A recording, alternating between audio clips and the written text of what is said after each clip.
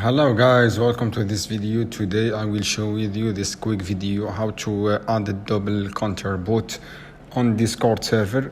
And first things you can to do guys is go to server, and once you the add bot on server, you're going to the top left, click on the server here and drop down menu here and going down and select the app directly option, and you will end up direction the search bar here. You're going to search for double counter space bot, and like this enter your keyboard the search keyword for this, and here you just simply click on select this from going here right and click below the app option, and this pop up here. Make sure you have the correct server selected on this box, and then click continue and authorize the confirm. Then you'll be human. After that, go back on your server and double counter bot has now been added successfully on our Discord server. I hope guys this video helpful for you. Then comment, like, share this video for more content.